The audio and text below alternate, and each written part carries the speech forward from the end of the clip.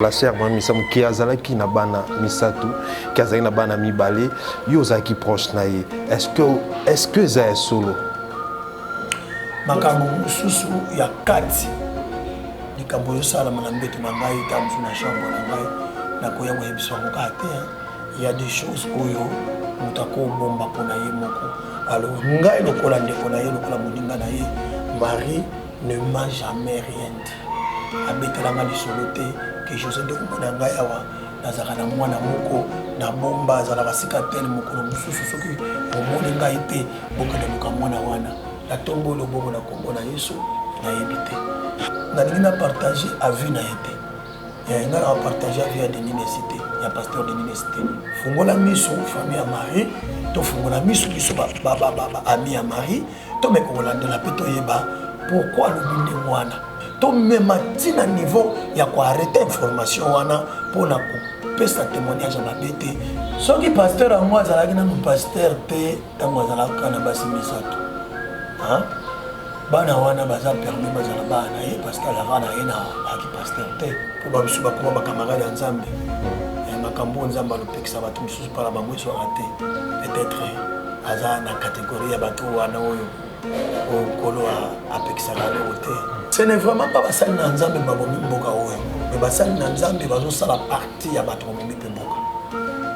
Ce n'est pas bango ba responsable numéro 1 mais bango pe bakozala parmi ba responsable basali na Nzambe na bango kota prière le bapona bakotika prière na bino bata catholique na biso boya nano organiser prière moko Seigneur parle-nous qui peut conduire dans la makozala chef andani ya Seni Nzamba kufata no baratini so bakubona na catholique te batiki ba catholique babonda na bango mais Nzamba a opesa catholique même non a opesa bango même non Dieu est capable de peser même ba musulman bazuka même non bango nde bakoko yebisa Nzambe atalisa biso volonté na ye et si eux demandent la volonté de Dieu en unité na unité par ici Nzambe nous voulons que ce pays marche selon ce que tu veux Nzambe la kisa biso na kotambusa wechi Nzambe nazwaka décision na loba lesu makambo oyo te tozalaka na yo je pense un jour nabaki na koloba su makambo ni ya bandeko na ngai oyo na télévision évitons la télé réseaux sociaux nane ebongisa libala na te réseaux sociaux nane epambola motu te lokuta réseaux sociaux nane epesa libala malonga te lokuta réseaux sociaux eza na kaka makambo ya fiction nga na mona meza na fiction bandeko kopesa conseil na likambo nayebi te non je sais que aosala mabe selo ndenge bato bazokanisa mais nayebi mokonisi mpe naye te alors il faut naluka ye nasola na ye lokola prophète Denis ezala numéro na ye nga naobenga prophète Denis apesanga numéro na ye nga lokola grand frère na ye lokola grand frère na bango je peux aussi couper ses conseils et je pense que tant yoka que ses frères José Nzita Mtambengi ngai akotia litoi akoyoka.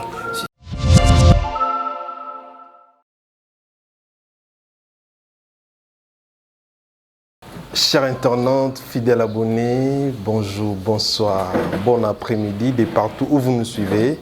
Je vous dis bienvenue sur votre émission Face à Wechi. Comme je dis toujours, Face à Wechi, une émission créée, produite par nous, CEPET Télévision, pour vous. Madame, Monsieur, je sais que vous êtes nombreux à Rolanda Bisso partout dans le monde. Alors, nous sommes vraiment confortablement, parce qu'aujourd'hui, je suis sûr et certain que vous ne serez jamais dessus, parce que Moto Tembi pour Nabino, c'est un homme de Dieu qui parle très bien, un homme de Dieu. Oyo abangaka question te o nzamba doté belé à sagesse paix à vérité. Naende to solo la naye na mokola lelo na sengi na bino bozala vraiment attentivement l'émission na bino Face à Wechi vous avez présenté et longo nanga humble serviteur Nabino Alexis Wechi. Bonjour papa. Bonjour, bonjour à la réunion sur la télévision partout. Nous vous aimons beaucoup et bonjour à tout le monde. Papa Elbosso Topesio merci. Nandingo accordé biso émission parce que vous okenda musala kala minute mais ou accordé biso merci beaucoup papa. Alors tonto eba papa ba activité les abonnés ya musique pe ya musala Nzambe.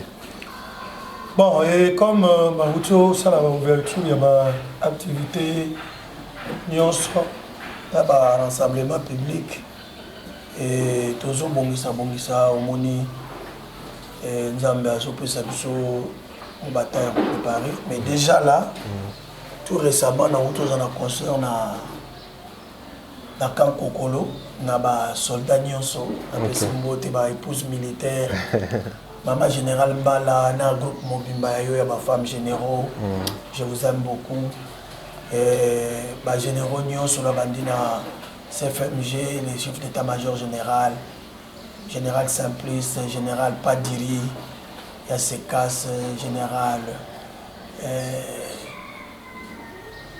Camille général Christian la présidence ba général Nyos général Tango Fort bino Nyos bosalaki que bosalanga confiance et beaucoup misinga soldat et peuple et tout le monde l'a tué soldat et peuple 3 étoiles donc et 3 étoiles général peuple soldat et peuple n'a pas moni bino vraiment tout concert il a dit très bien sous le patronage à maman Denise Niakeru maman présidence de la République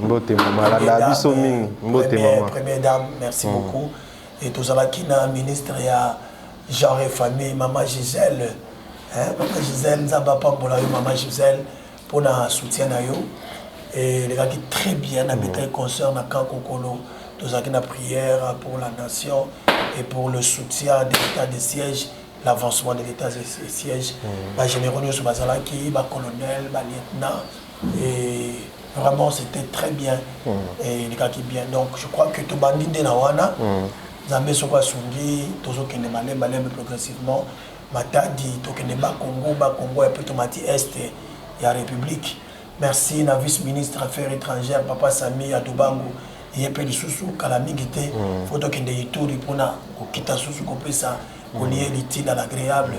Voilà, maintenant, on n'a pas moli le président de la République d'Angaï pour un effort à Joussala.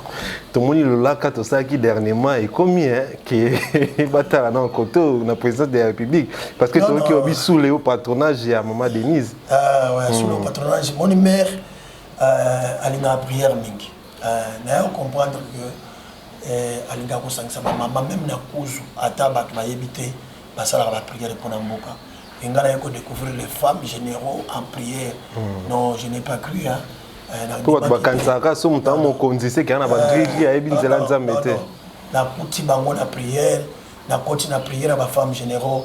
Et na yeko yoka suko na seke ezalaka sous le patronage à maman. Ah d'accord. N'est-ce qu'on va na koti mutukuna nde yango na zokomisa nzambe pona ye et pona soutien à prière pour maman tambalelaka.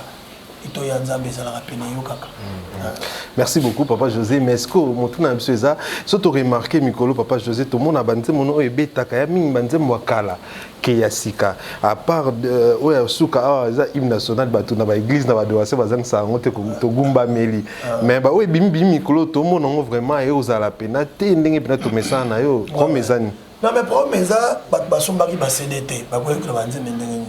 Tout ça là concert tout ça là et ça là passe pour on met à côté casser sur place CND et Yakati et ça là moi mon déception pour la balle la déception on a étrina à moi méfiance tous les gars à la TV tout ça là pardon on a méfiance on a désagrément on a même qu'est-ce que bando contre l'église bah tu vas y nzembo ceux qui passent à la scène d'Anda.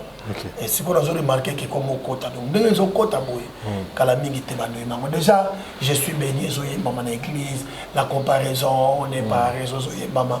Des tikali sukoyo, ba clip oyakala. Et bimana TV, et bimana ba réseaux sociaux, ba tout sukoyo, ba banda koyo ko na banze bongo na réseaux sociaux. C'est ça qui nous reste. Mais oye ba que eza difficile et facilité ko banda ko ça la clip. Collection des réseaux sociaux. Surtout qu'il y a un producteur, les choses. Voilà.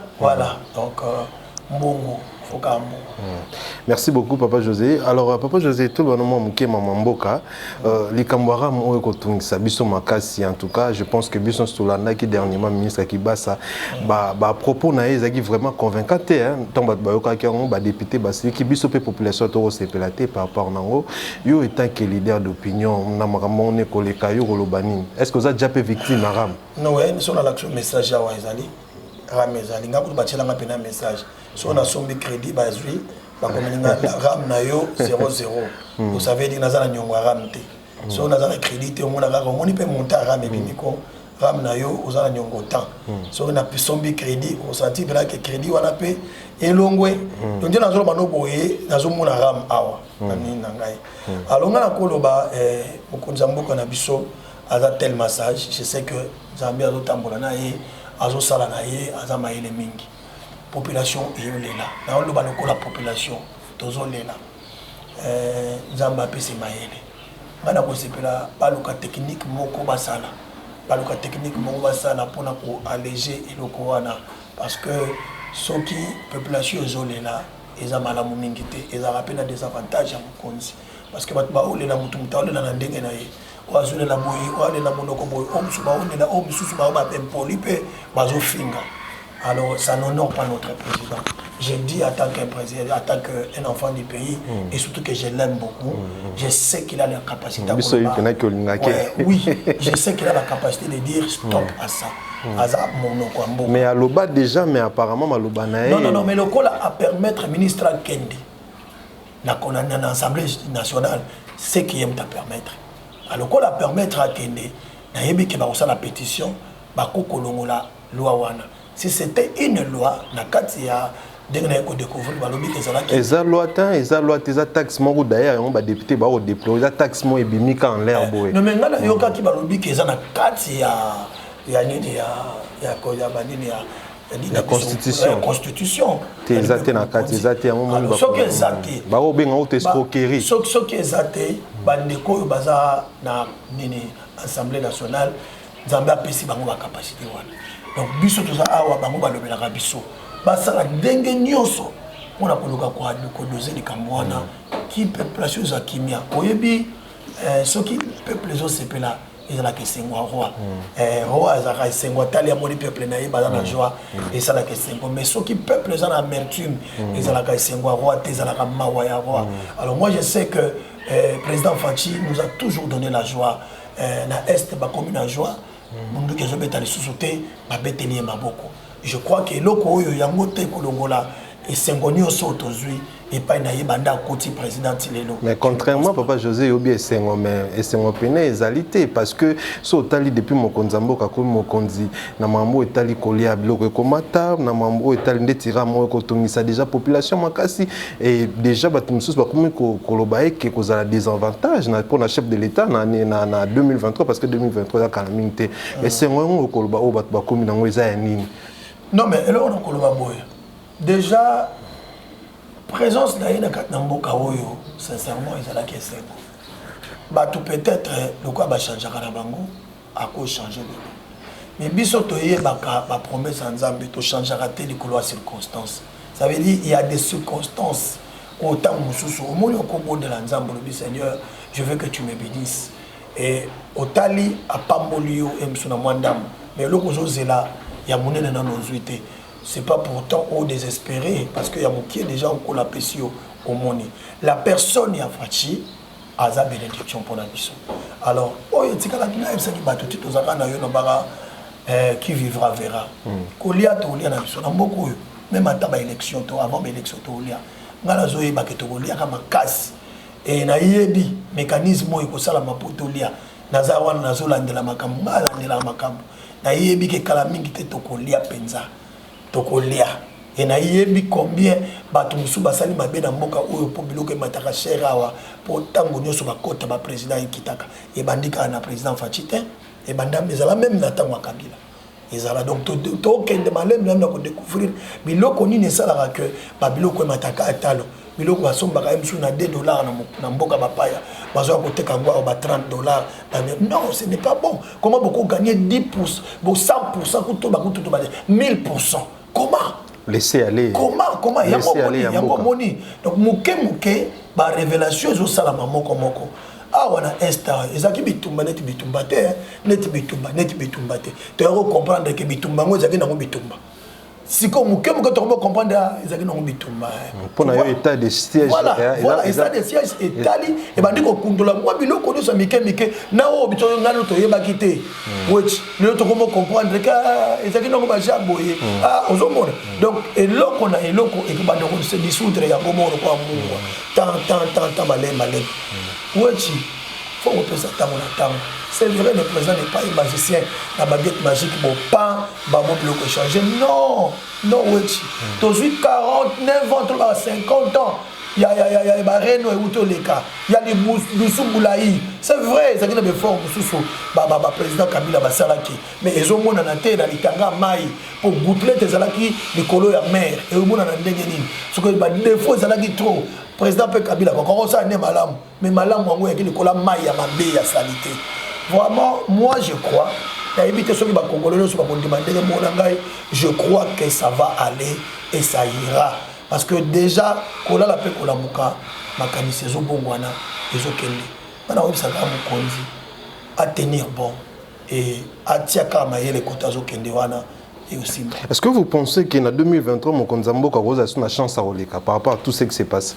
Bon, Ngaï Naza, prophète des malheurs, n'allera jamais prophète de malheur dans le bâtiment et aussi batté et si batté moi je sais que le Seigneur y me taper si biso si on connaît le bac à ça 5 ans bon moi le je ne peux pas na que na sima le bâtiment face à la gare 10 ans non si on zamba le bac on ça 10 ans ata to beti maboko to lobia le wana nkolo le ça 10 ans tout dépend de Dieu dans ça qui wechi na mboko nzamba koti awa lokola nzamba zali awa Nzambe assez azwa contrôle ya mboka na biso. Tout ce qui se fait na kat na mboka na biso et ne carré pas Nzambe. Le Dieu est Dieu compatissant. Nzambe aza compatissant. Wechi, otalaka liboso nkolo ayebi. Soki ko la PC mandat mitano. Gloire soit rendue à lui. Son ko la PC mandat zomi. Gloire soit rendue à lui. Moi je ne suis pas là pour déterminer les mandats des présidents. Je suis qui? Ni député ni Nazaka congolais, on a souhaité ma kambala, mon amboka nangai, je suis dans les bons et je veux que nous soyons dans les bons. Oyebi, la Bible dit bénissez plus, mais ne maudissez pas. Nous ne sommes pas créés pour maudire, non, pour bénir. Et l'autre côté, ça m'a béni. Ce qu'on a béni dans une colonie, et qu'on a aspiré aux côtés de Congolais, aïe bakoloba kabalamu, Nicolas président naïe, Nicolas mboka naïe. Surtout ça. Muto akabakate. Surtout ça, c'est très important. Muto akabakate wechi. Oye pa nanga tolier. Yo ke pa non pimeli. Oye na lesu yo so pa nanga. Oke pa nanga opimeli nga. Troisième tout so tolier nanga e. Oyo kasolo. Na oya pa na yo obimisa biloko wechi lo non quand même na ke dara pa ne toliaka. En tout cas faut na lia pe naïe. Comportement monsieur Sanjaka au fur et à mesure mutaza pembe na yo zo salo bola mwebele et pour changer comportement na yo ba congolais toza na culture wana ya koluka ko pambola d'abord toza négatif trop tout congolais bazana zo na zo na mutu ba congolais nyo toza trop l'esprit ya critique toza na esprit critique esprit ya pessimisme et simbaka te tous ça optimiste té tous ça pessimiste ya kosakana té biso za la ka soka té ya yenda osalani to pese ka 2 ans yo zo pesa mutu 2 ans tu n'es pas Dieu ya mo moni bi le lobby tala faut ko pa molaka faut ko lobaka frère Patrice Ayemba na bi ko tiaka pointer moi virgule na vie ya mutu parce que sur autre point yo nzambete tiaka virgule ngai je ne suis pas là pour encourager les mal, mais je sais une chose, que quand Dieu approuve quelque chose, Dieu l'accomplit. Et dans la tête du président là, il y a des choses qui se passent. Ça, je ne pense pas. Je ne pense pas, oui, je ne pense pas. Il est en train de trouver les formules. Oh, nous sommes sa peuple naïe, il est là pour le peuple d'abord, je sais. Ndekono Mosel Nzambe évangéliste Christian Kimbukosu obana kalwana ko benga da kumuda alobi que pona ye mboka na biso na minute na posa ba élection te pona ye mbongo ya organiser ba élection il faut écouter na mambarolé et puis bato ba opposant bato tout ba sangana parce que ces moments ici toi vraiment na bituba makasi na ba pays voisinage o ezana biso pona ye na ba opposant na mokonza mboka ba sangana bango tout pona koluka solution. Est-ce que vous pensez idée na ye topé démarche na yoana eza bien?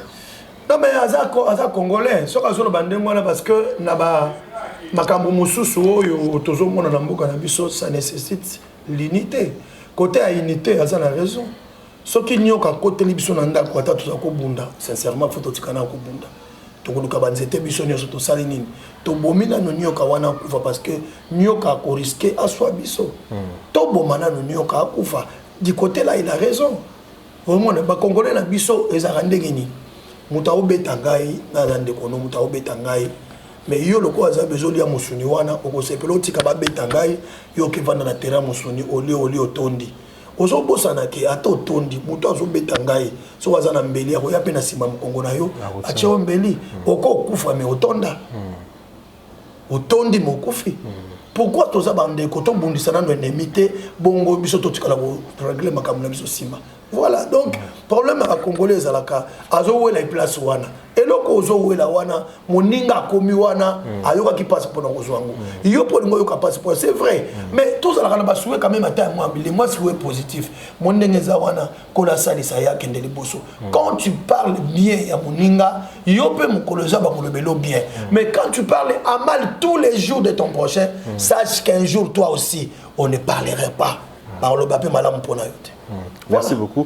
Papa José, en 2023, quand la Mingté à Mokonzambo, quand la tribune des Nations Unies a confirmé l'élection, mais jusque-là, tout le monde qui si confession religieuse va déposer qui ni na bango na Assemblée nationale, mais côté il y a catholique et protestant, baza toujours protester et puis baza na soutien ya opposant sur le FCC na bandi comme monsieur Alamuka, et ça vraiment boutou makasa. Est-ce que pensez-vous que moi résultat malam en avant 2023 et que est-ce que l'élection vraiment koki kozala ou to aucun glissement Nzambe aleki biso nyonso na mawa omoni bato ba otala ngai oyo moto moko ayebi okontrole te ndenga kolala po ala mokalobi wechi bakamutolobaka eza makambo otoleka lobi lobi na ntongo toyebi te qu'est-ce que Dieu prépare pour la biso tozalaka très prudent pour na kodevansaka Nzambe.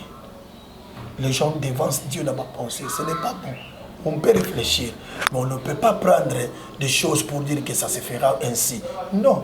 Bible même ezo ibisa biso pour la mokalo bifo loba soki Nzambe alingi. Mais soki nkolo ezo ibisa biso que tout le baka soki ya alingi. Qui pourrait atteindre balobake ngena za bolobi na kende ville na kolia. Oyebiso ko la moka. Voilà, donc biloko ba loba wana na zo loba ezaki na ngaba jesa la kanango. Catholique lobi azalaki opposant à FCC. Yo yebi amuna katamboko. Tozaki opposant moko opposant. So to commencer la to sangana. Eza na ngoko sangana ya malonga te. Eza na ngo ba hypocrisie na kati wana. Ngai loko na kolobaka bandeko to tika kozala ba hypocrite na mboka na biso. To sa ela Nzambe bien et puis to luka bonheur ya peuple congolais. Bonheur à peuple congolais ba luka ngo na ko swana te. Bonheur à peuple congolais ba linga ngo pona ko noyer moninga te. Quand tu noies ton prochain. Quand tu yobe ba ko noyer o kaka. Na eloko yo ko bomela moninga, ya ko ba ko bomela yo. Pas si mingi ndeza wana mboka na biso, nous ne voulons pas que les gens progressent. Donc na kotika na ba tout tenter ba travailler. Ça dit donc vous allez à wechi au travailler, mais mutu moko zo talo bia ya kanzanga nini. Wecha ngona ndaye kutu ngona aleki. Mais il y a aleki wecha oser, mais il y a aussi osali nini po wecha zo oser. Azo sala démission na ye, ezo mona ne pas ba tout pe mission ngo, ezo édifier peuple congolais, ba bazo zo mayele la démission wana. Wecha osala. Mais toi tu es là Nicolas Dame, tu, nous souvenons 3 pions.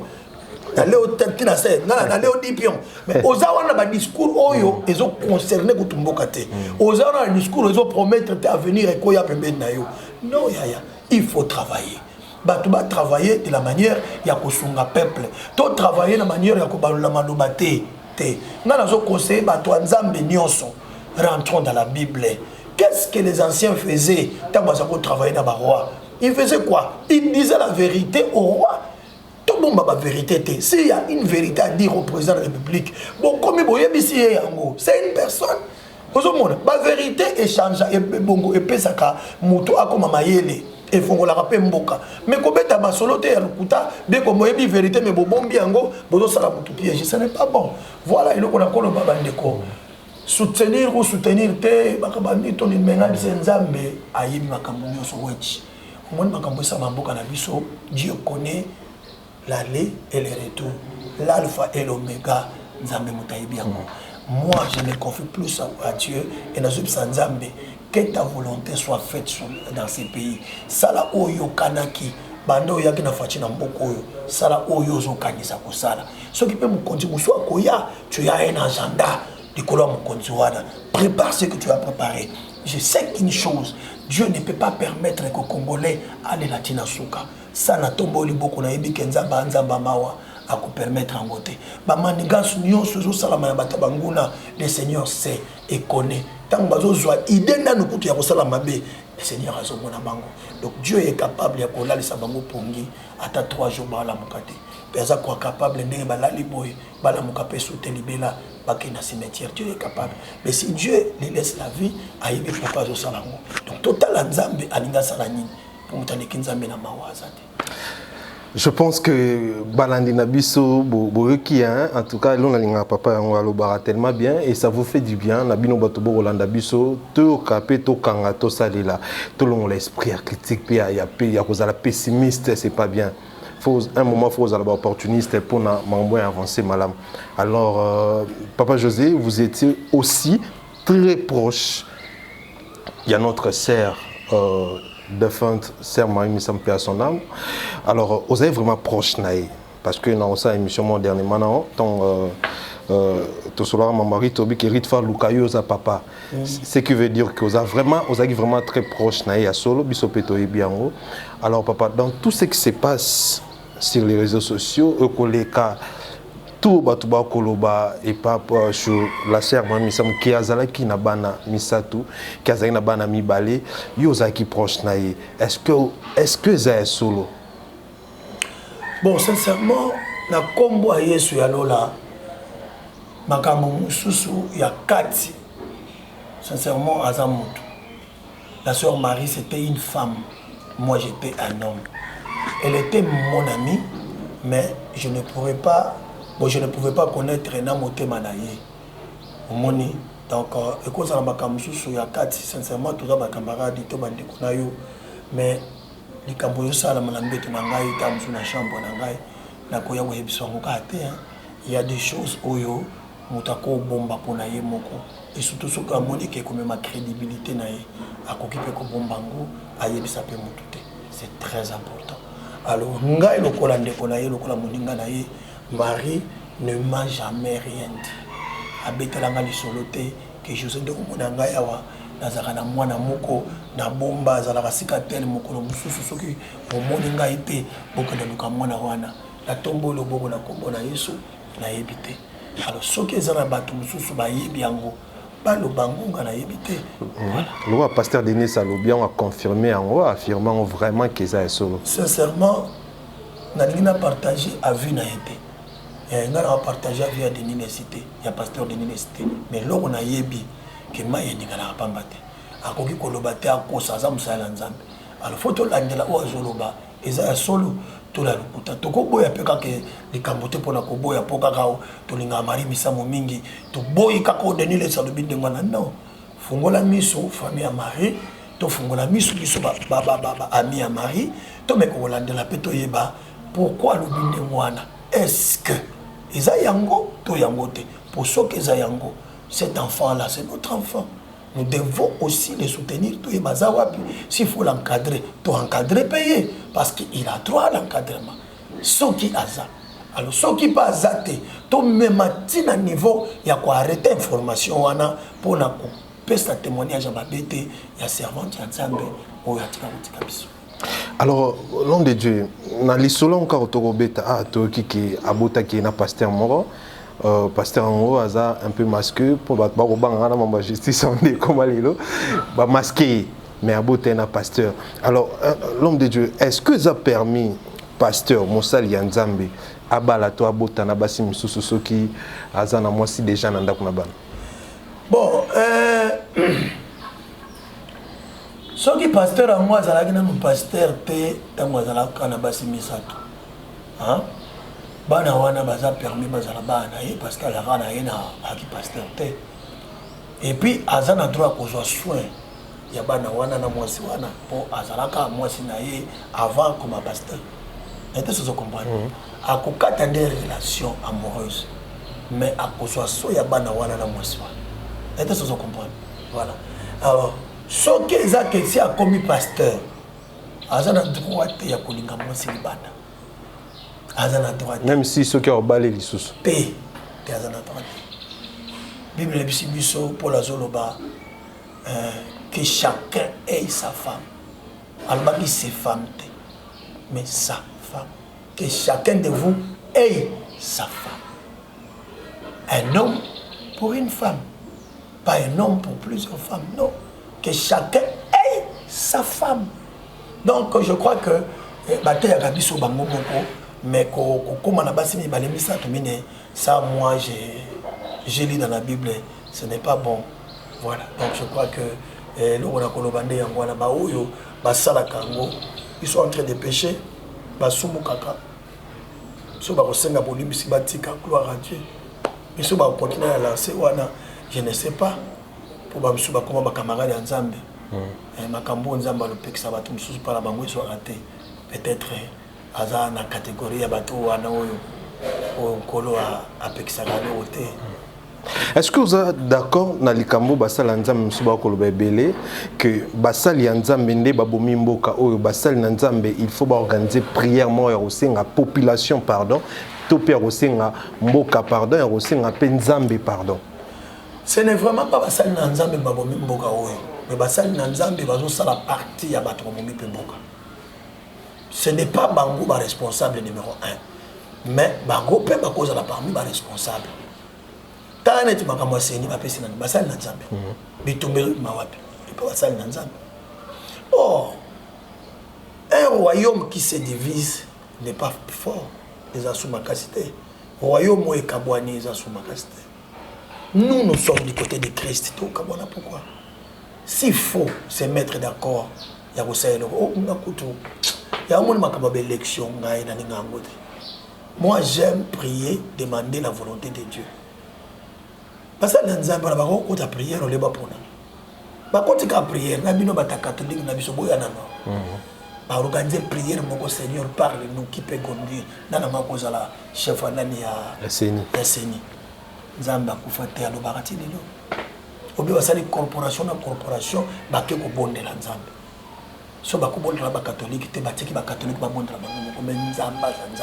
A opé sa catholique même non, a opé sa bango même non. Dieu est capable de peser même les musulmans, mais quand même non. Yo sara na Nzambe. À l'autre c'est les musulmans d'autres moko, à l'autre c'est les catholiques d'autres moko, à l'autre c'est pas l'église réveille d'autres moko. Tika to ko banga Nzambe ni yangwana. To ko banga Nzambe, to ko loba Nzambe azana bomoy. Comment les musulmans ba lotika yo? Biso pe to lotika yo. Kota kimbangisi ba lotika yo. Mutu wana akozala o Nzamba tshie. Mwenda le kwa mutu na pe muta ko telemela mutande ngwana awazala te. Tout ce qu'il sortira de sa bouche et vous allez béni parce que il est c'est lui que le Seigneur a commandé. Voilà. Biloko mususu ya biloko ya kubunda na ngona maboko bote. Mboka na biso eza mboka moko bunda na guerre spirituelle depuis longtemps. Na kanso bola ninze bola ngali boso na yemba comment le pays était. Comment totem ba lopa revana na mboko yo. Comment mboko ezalaka déluge. Oyebi yaya. Mboko zo que nozonga muke. Mais malgré tout, le diable ne peut pas laisser son gâteau. To baïba, kabaka ta gâteau à Congo yo weti. Le diable ne peut pas être à côté Congo. Le diable a s'organiser kaka po gâteau yo ya liaka. Ils ont la mission au fond la mission to yeba comment empêcher le diable à lier gâteau de sous-souter. Voilà, c'est le travail des serviteurs de Dieu. Son ami baza parmi ba oyo ba contribuer parce que bangonde bazana mwinda ya vérité. Bangonde ba koko yebisa Nzambe atalisa biso volonté na ye. Et si eux demandent la volonté de Dieu en unité, na unité. Bah ici Nzambe, nous voulons que ce pays marche selon ce que tu veux. Nzambe la kisa biso na kotambu ça. Wesh, Nzambe relax. Nzambe li ngamboko. Mais Dieu voit les soubassements. Ça veut dire, aux gens de motivation, on malade, mais qu'est-ce qui t'anime en bas là? Motivation, nous en avons. Pour qui 200 000, tu as 200 000, tu pour l'ingagé mingi, tu pour l'ingoko et samuninga. Comprends un peu. Donc, Wabiloko, Anna, on peut beau prier, mais tu pries avec quel soubassement? Moi, je pense que je suis tout à fait d'accord avec vous. Hein, parce qu'après, tout le monde a remarqué, tout le monde en est trop politisé et qui est trop spirituel. Et l'un des serviteurs de Dieu nous avait dit que non, bango, à ce qui concerne les candidats, c'est ni imposer, bango ya ko imposer. Et un moment, on a choisi. Vous voyez pas que quelque part, vous avez appelé à la prière, mais l'imposition et outil na gouvernement en place. Au monté un moment, comme on est limité. Non, basenga nzambe. Natangwa kala ba prophète bazala ko senga nzambe. Mais si on dit que Mokonzambo en place a imposé bon mutuana. Mokonzambo kazaka mutaba imposition tenga na yebi. Pour opposition déjà koloba ki ba lingi seni politisé te pona bango za politisé. Mokonzambo kasoka imposa ki bango alinga ko renvoyer makambo na pa mboso te. Que je salue le président de l'Assemblée nationale, Papa Mbosso, que je respecte beaucoup. Les politiques, frère José. Non. Tout le monde a politique, mais tout le monde a BPT. Tu vois, moi, comme les gens pensent toujours à mal de quelqu'un.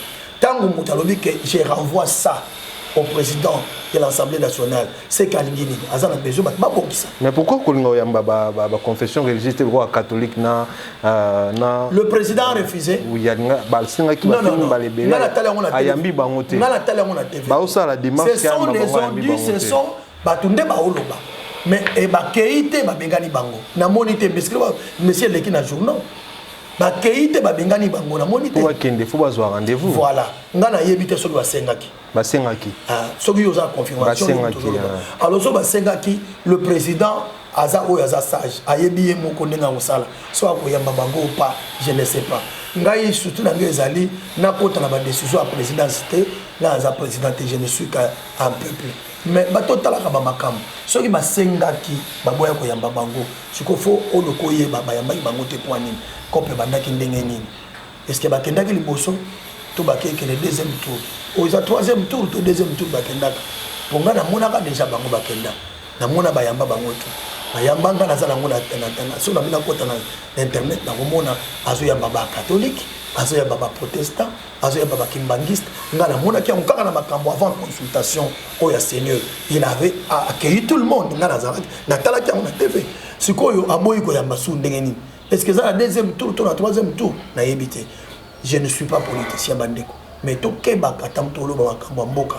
Président Pazaka a jeté bon dans la oso na ya lobby non qui hein non ko lobby o ya badinga lobby ale ya raso lobby de moi la bête hein et pas président ça na mo ba règle ça na batambu sakaye azape na moi chaque na ye zawana oyo asayelela le ko la président de la République alors to condamné penza yena luté total nanu le ko la zongi saki ngo papa Mbosso ba traiter na papa Mbosso et kozala malamu mingi papa Mbosso azawana ba catholique bazawana protestant ezawana église de réveil ezawana ba sangana ngai souci na meza nini ba se mettre d'accord ba bondela ba tika na bango politique bino boza ba nzambe ba responsabiliser bino likambo protestant kota prière nani kota prière to bondela nzambe yebisa biso qui nani to kocha président nzambe alobaka frère na to bandela koloba Dieu parle. Ce que ça m'a campé intérêt mboka Kongola lia bien nzamba koloba bien pe ba vandi boy apie ba moni so kombo mutu moko catholique ba suka moko ata u bozo boya kola yo samino yi akepe akibangista biye ayena protestant biye ayena église réveil biye akena ba musulman lobi nana boy nanya boya ce que les gens nzambe ça révélé kombo moko na 4 groupes. C'est que kombo yangwana ata 5e groupe baloti kombo mususu mais 4 baloti ka kombo moko c'est que kombo yangwana. Donc je crois que Dieu est capable mais tout ce que la nzambe place na ye tozo pesa nzambe place na ye te tozo tika la nzambe aloba te tozo sala pona biso moko nzambe okota makambo na biso ndenge. Alors papa José, grand frère, il y a frère Mike Kalambai. Je parie fort que tant à balaki bino soutenir qui na balane hôtel koleka et puis bozaki nae lelo to komo na ex femme nae maman abana nae a commis star na réseaux sociaux to kolba bongo to komo na ko sona na ba policier to komo na ba concert ya fali to komo na ba délire comme la ba vent to komo na partout na ba calais ba photo na ba caleçon tout ça alors écoutons ça et que ça vraiment surtout corps du Christ au bazabana nzambe comment on a que azali mama ya bana ya mosali ya nzambe même si baza sont ensemble été azali mama ya bana mosali na nzambe pe koleka akoleka toujours na ba TV na ba média biso ba internet akoluka biso to yambara ye pona koloba makambo oyo akosala na makambo oyo ezaki relation ya na mobali na ye vous étant qu'un homme de Dieu étant que serviteur de Dieu pour na petit frère na yo na pour na bana wana o baza pe bana na yo nino koloba concernant ex-femme ya bon frère na yo nazwaka décision na loba lesu makambo oyo te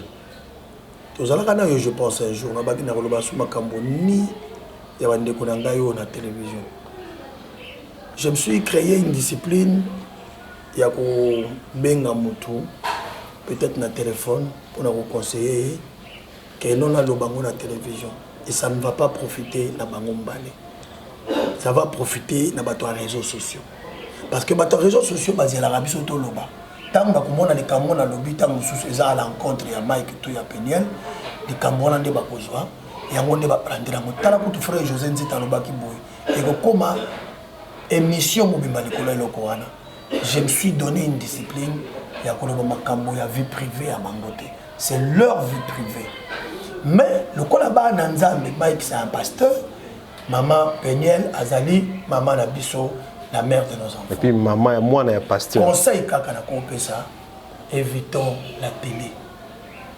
Na pasteur Mike, na maman Peniel. On a la ibsibino kamibale, évitons la télé. Réseaux sociaux na ne bongisa libala batute. Réseaux sociaux na ne pas mola motute. Lukuta. Réseaux sociaux na ne pesa libala malongate. Lukuta. Réseaux sociaux ils ont encore makambo ya fiction.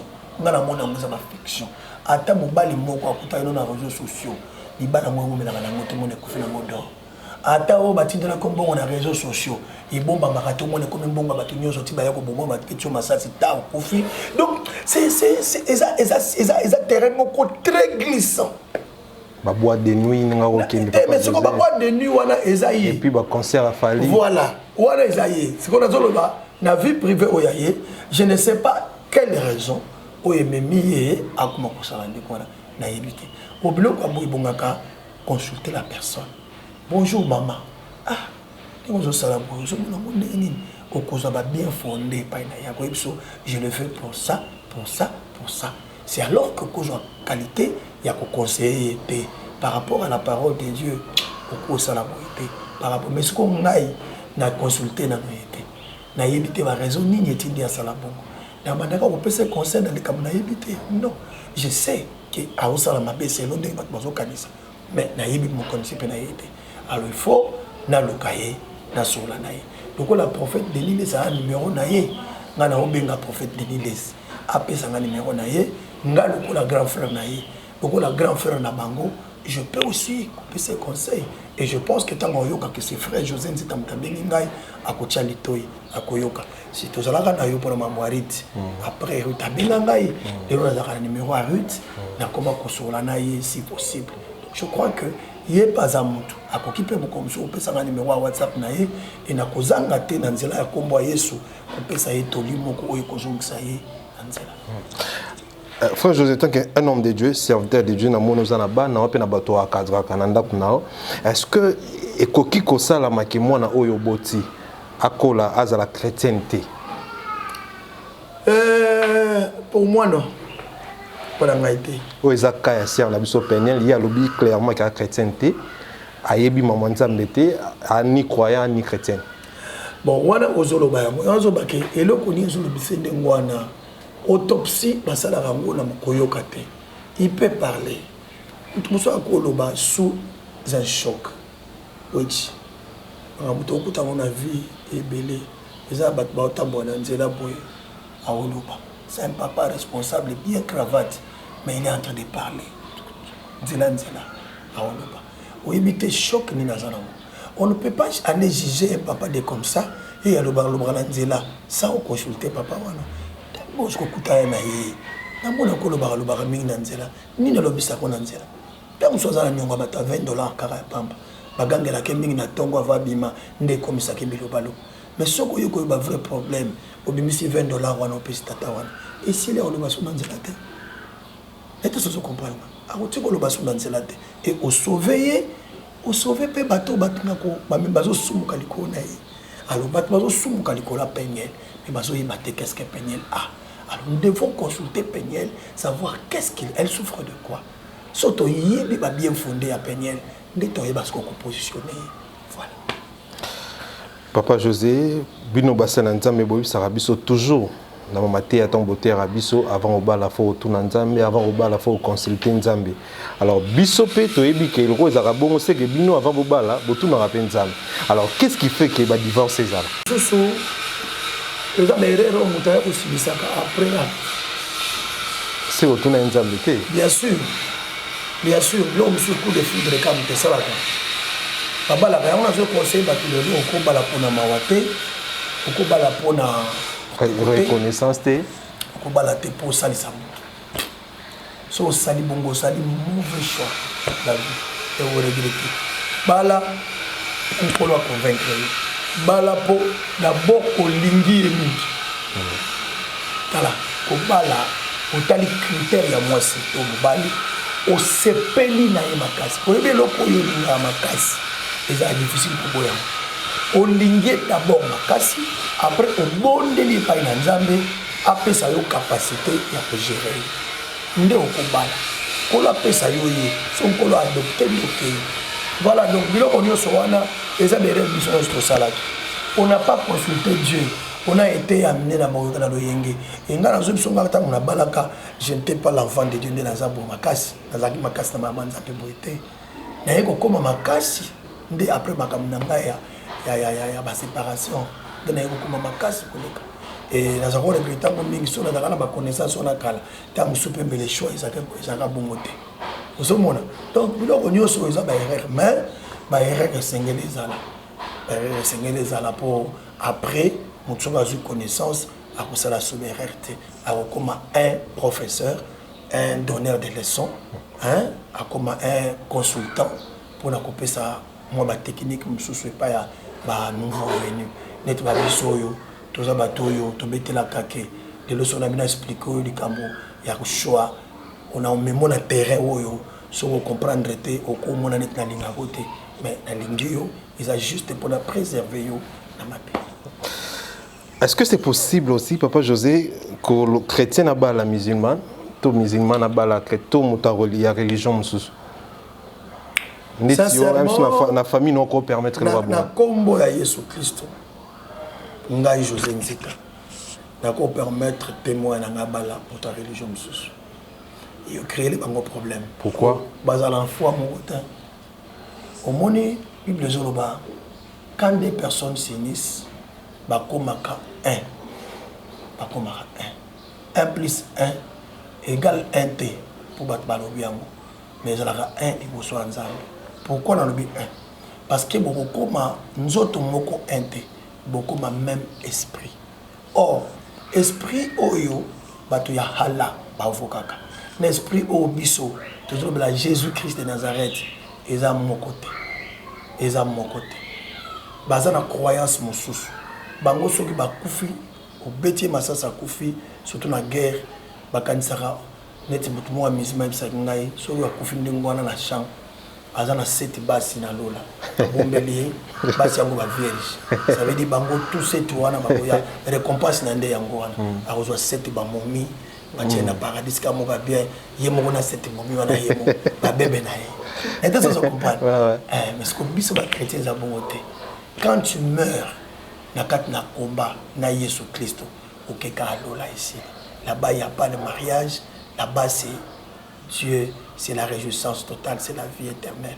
Kuna te obalate, kuna fumbo ozalate, kuna fufu ezate, kuna ezamboka mususu. Autre yoka sentiment biloko olata te mokilote, te ozala transformer à un autre homme. Donc te ozala bato yo baza na nzoto moko incorruptible.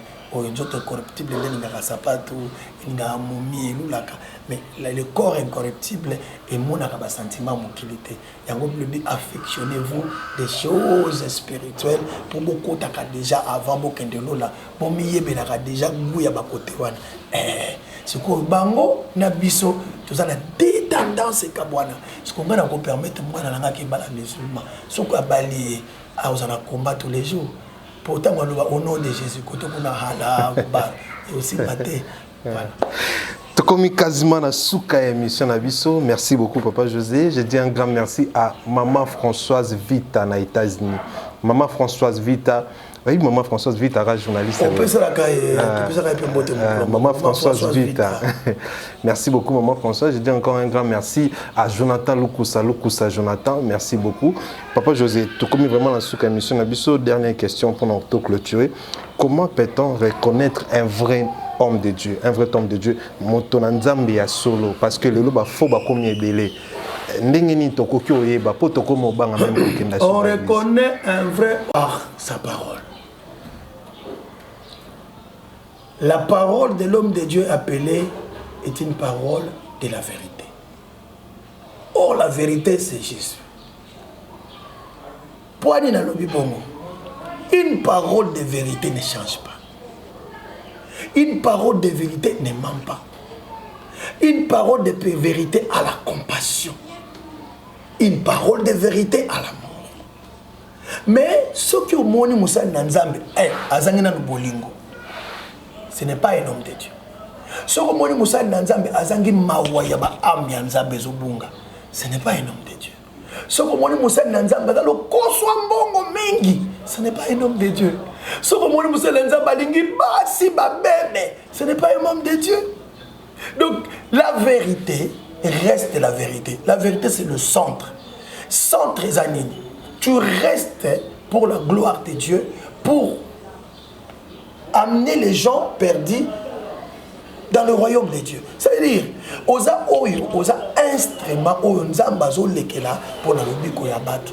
D'où oza oyo okosala makambo nkolo atindi yo eno oyo ozokanisa nde mosala na nzambe bayebaka bango na discours okende musika te discours kaka tango discours nazoloba makambo ya solo sikoyo après talax koyo agisaka ndenge nini par rapport ya discours à opesa.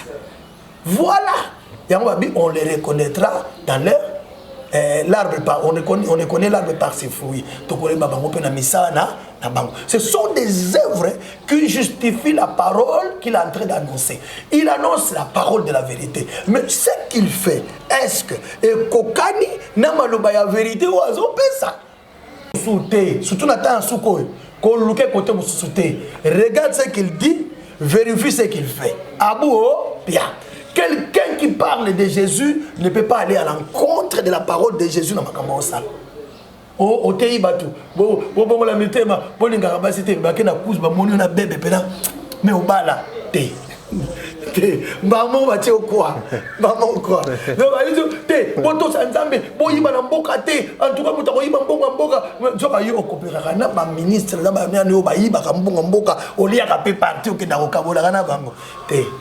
Et voilà, il faut Moussala Nzambe bakoyeba ye na bizaleli na ye na biloko ezobota kat na ye nzete ezande ye moko moi to yeba mutu bo ezate ata yo moko wechi to yebo ndenge. Quand tu nous prêches comme ça, tu es comme quelqu'un qui a été au conseil de Dieu, on dirait mutu to kopera na Yesu sikoyo ayibiso makambo ezo kota penza wana yangote na nzela wana yangote. Dieu nous attend dans les terrains d'exercice. Exercice né au salaka kuna nini.